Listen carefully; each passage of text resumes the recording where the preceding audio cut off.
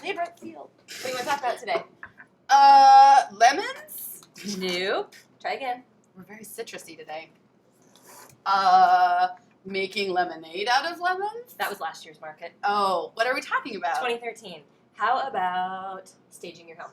Oh! Right? That's why we have fake fruit. Plastic lemons. Okay.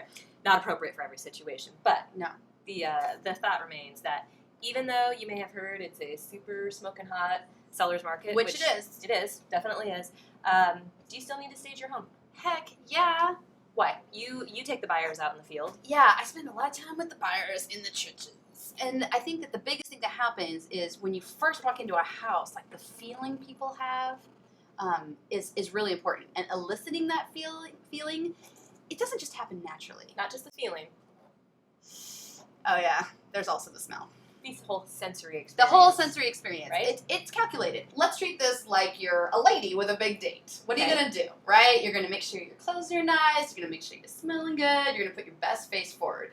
And, hopefully if you're a dude, you're going to do the same thing. And you're not going to be, grossy and, massive, smelly Axe body spray. So let's talk Axe body spray. What's the real estate equivalent is those Glade plug-ins that you put all over your Strong house smelling. that smell like hot cinnamon tea or whatever. Please don't do that.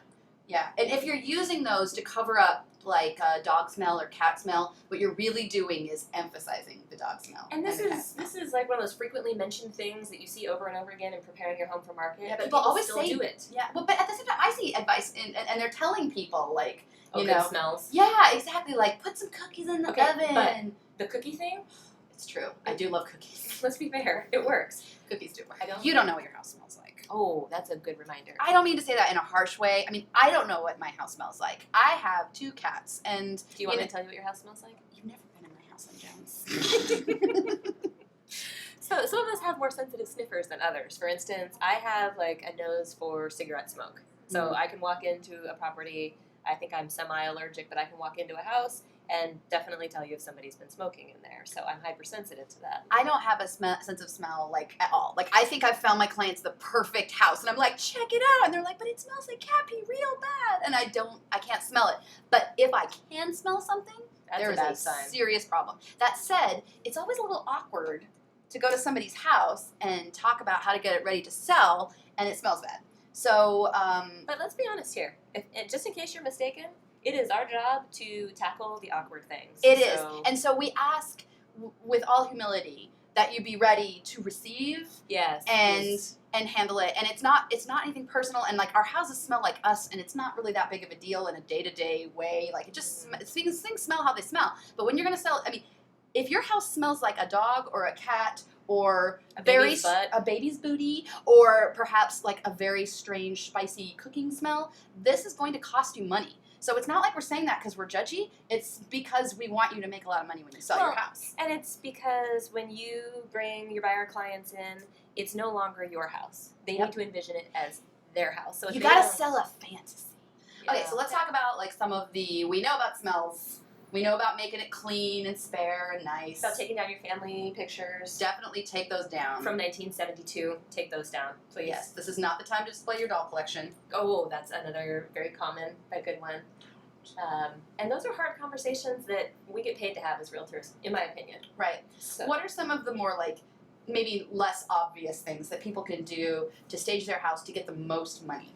well, say your realtor doesn't hold your feet to the fire on things like the doll collection, which they really should. Other items, busyness.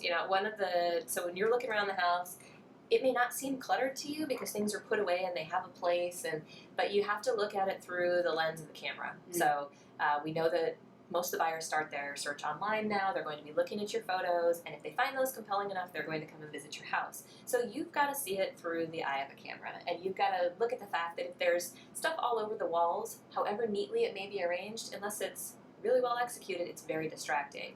You want them to see the new counters that you put in or what great condition the house is in. You don't want them to be looking all over the place. I think what it is you want them to be able to see themselves in your house.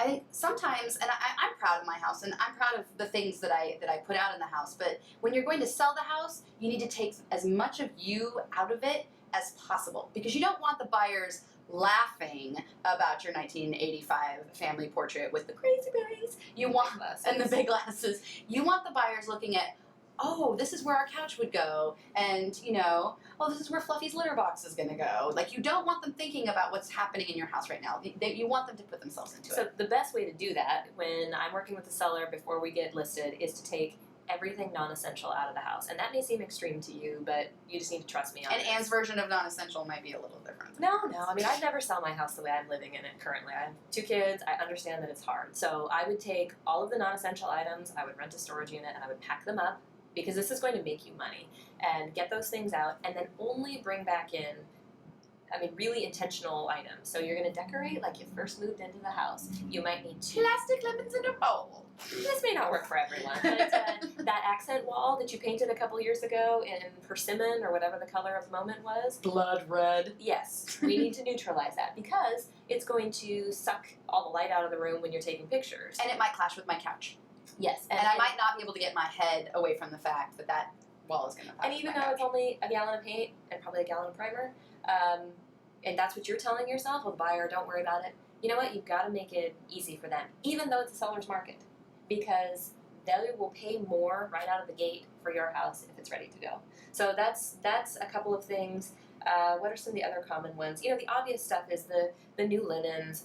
For God's sakes, do not hang up your bleach-stained, ratty towels in your bathroom, or leave your... That's not selling the dream. No, it's not. Another example of that, hairbrushes, toothbrushes, bathrobes hanging on the back of the door that make it all intimate in your place. It's hard for buyers, especially first-time buyers, to be in somebody else's house. I mean, I could be in other people's house in, any condition. I don't even see anything Right. but the walls and the floors anymore. But buyers feel really weird about being in your house. So you want to make it It's true. seem as hotel-like and blank and about them as possible. So if you have not already gone online and discovered Pinterest, because you've been living under a rock somewhere, get on Pinterest. Or your boy. I know dudes on Pinterest. No judgment. There's a few. So get on Pinterest, start a board. I've even started boards for some clients occasionally with ideas and inspiration. If you have an iPad, find the House app, Houzz. It's incredible, and start saving images just for inspiration. If you need help picking colors, ask your agent potentially. But If your agent has taste. If your agent's like Ann Jones, ask your agent. copy. If all else fails, take the West Elm catalog that came in the mail and copy something out of there that you like, that's current and trendy. And it doesn't have to be super expensive, but that is money really well spent. I think, they always talk about, the things you get the most value out of when you're going to sell a house. It's weird when we go to people's houses and they say, oh, well, we're going to do all these big changes to the house before we sell it. And most of the time, you don't need a huge kitchen remodel. You don't need a huge bathroom remodel. Because you're just going to do it the way you want it, and it might not be the way the buyer wants it. But what you can do is have a fresh coat of paint, have a clean, good Oh my God. smelling house, without too much stuff around, without any distracting Big Bang family pictures. Bleach, that's my #1 staging recommendation. Good Lord, people. Bleach your grout. Or Bleach if your you're bathroom. chemical conscious, I'm sorry. perhaps some lemon. That could be another option. But seriously, clean, tidy, and current. Do it. Let's get it started in here. Let's get it started. Let's get it started.